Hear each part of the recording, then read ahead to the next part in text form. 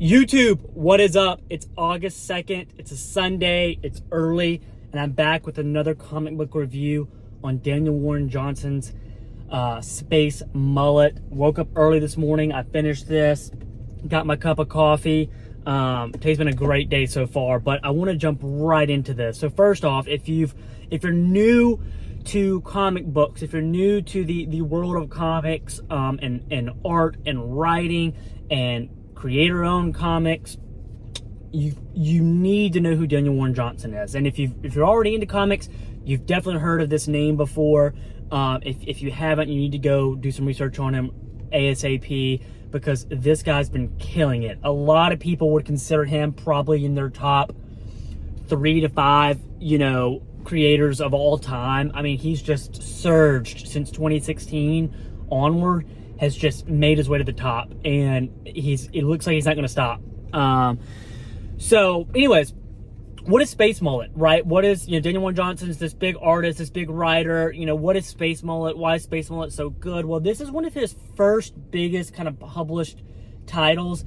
I don't know if it's his very first. I'm sure he might have had some smaller things that probably have gotten overlooked or maybe didn't get much traction before then. But in 2016, when this got published, it definitely made its way, across the comic industry, and people started kind of realizing, wow, this guy's talented. This is what I think kind of really put him on the map. And that's why I wanted to go read it. I've really only ever read Beta Ray Bill by Daniel Warren Johnson. I think it was like a 4 or 5, maybe 6 issue series, and you can get it in trade paperback format, and it's really good. I mean, I love Beta Ray Bill as a character, and we don't have a lot from that character, so it was cool to see Daniel Warren Johnson do some Beta Ray Bill, and I think he actually wrote it as well and did the art. So that's a little bit newer, but you should go check it out. That's really good too. I'll do a review on that here soon. But back to Space Mullet, this is what put him on the map, right? And it's obviously, very space oriented.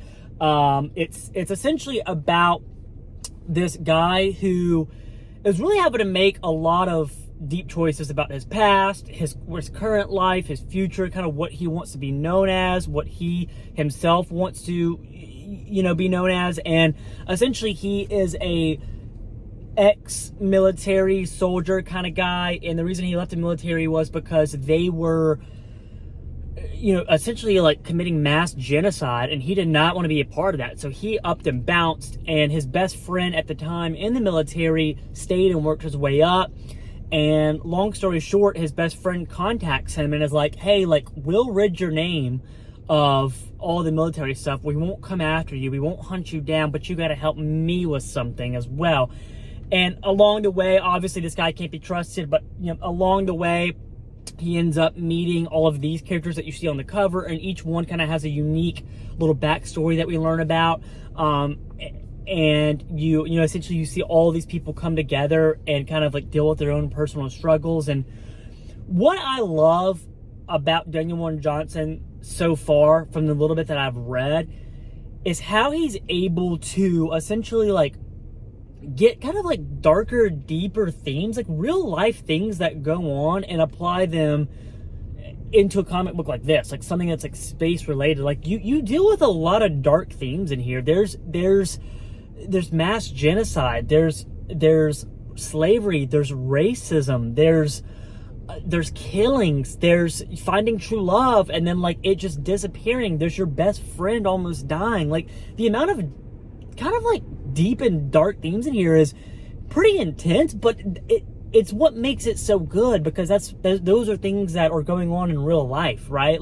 We can't ignore these things. I know, I feel nowadays with social media and everything, it's so easy to get distracted by kind of the nuance and the non-importance of smaller things, but there's so many just dark and sad things going on, and Daniel Warren Johnson shows that in one of his first ever big published titles. So this is a good book. I mean, I finished this in one sitting. It's not big, but it's not small, and I'm typically a slower reader just because I'm so busy. So the fact that I sat down in one go and finished this, it means it's a must read. I think this is probably one of my top 5 of 2026 so far. And I'm a little sad I didn't read it before then, but let's jump right in. to the art. Now, something you'll notice right away is there's no color. Blue, black, and white. Now, why is that, right? Why, you know, I tried to do a little research, and there's no, you know, it's more than likely funding. You know, maybe you couldn't find an artist in time. Maybe you wanted to get it published quicker. You know, this is a young Daniel Warren Johnson, right? This is kind of a younger artist and writer trying to make it. And so it's more than likely that he maybe didn't have the funding, or, you know, couldn't, you know, maybe afford to pay a colorist. Like, who really knows? But you know, we know now that a lot of his art is colored by Mike Spicer, who's like a goated colorist, and they do pretty much everything together. I don't know when Mike Spicer jumped on with Daniel Warren Johnson.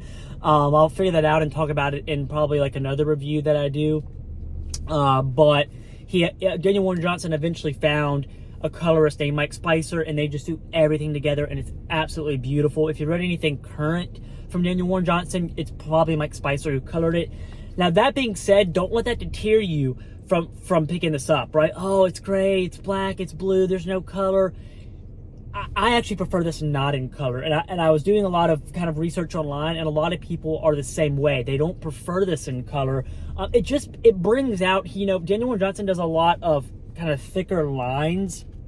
Like you'll see, just a lot of the lines are really thick in here, and it really pops more this way, in my opinion, than maybe if you added color. Now, that's not to say seeing this in color wouldn't be sick. It would be, but it's just like the black and white is just so cool. I mean, so sick, guys, so sick. The art is awesome. I mean, this will definitely be something that I go back and I just read probably 2 or 3 times in the next few years. Like, just pick it up once a year and read it again, because it's so good. And then too, just the beginning of each chapter does have a little bit of color, like the chapter pages, which is really, really sick. But yeah, I do prefer this not in color now that I've read it. I mean, so good. Like, look at that. Look at that. That's awesome. One thing Daniel Warren Johnson too that I love is, you know, 2 things. One, he's able to really talk with his drawing and his lines. I feel like oftentimes that's kind of the point of the dialogue, right? To explain the story, explain the feeling, explain the emotion.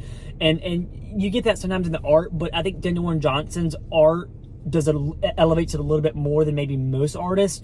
Whereas, like, he shows emotion and pain and whatever the, you know, whatever the feeling is from the character or the setting, he shows it very well. And then on top of that, not many people, in my opinion, are you know, great at both, right? When you look at the comic book industry, people spend their whole careers just writing, just doing, you know, pencils and inks, or just coloring, right? Or just doing like the dialogue and like the words. Whereas Daniel Warren Johnson pretty much did it all in this, which is probably why there's no, you know, probably why there's no color, because he probably, you know, he's doing everything by himself.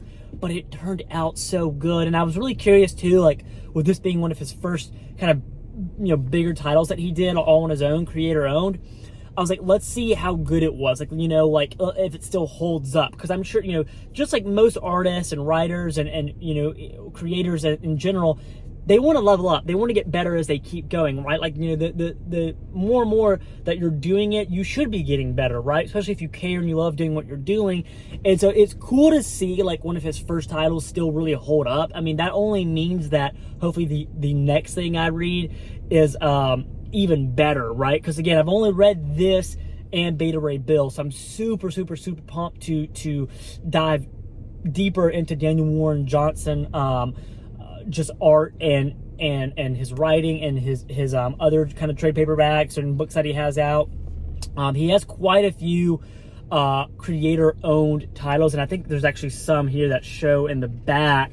Yeah, so you have Murder Falcon and Do a Power Bomb. These are 2 kind of right here. I've heard really good things about both of these. I really want to read Murder Falcon. It just seems like a cool concept. So super pumped. But yeah, that's my review on Daniel Warren Johnson's Space Mullet. If you have not read this, I recommend going to Amazon, going to your local comic shop, going to probably Daniel Warren Johnson's website and picking this up. I think I got it for it's $19.99 on the back, but I think Amazon has it for like $14 or $15. So solid price. Again, pretty thick, so not super expensive for what it is, and I guarantee you will not regret reading this. If you have read this, let me know your thoughts on it. What did you like most about it? What did you not like? My biggest dislike for this title is that there's not more. I would love for him to do like a Space Mullet 2, or like maybe like another 5-issue mini series on like their next adventure. Like it would be so fun. But yeah, let me know your thoughts, opinions. You know, did you like it? Did you dislike it? What did you what was your favorite part about it? But yeah, and it would be super helpful if you could give me a like, comment, subscribe, all three, reshare, share, send to your mama, your grandmama, your sister, your daddy, your uncle, your granddaddy. But appreciate you guys. Have a great Sunday. Peace.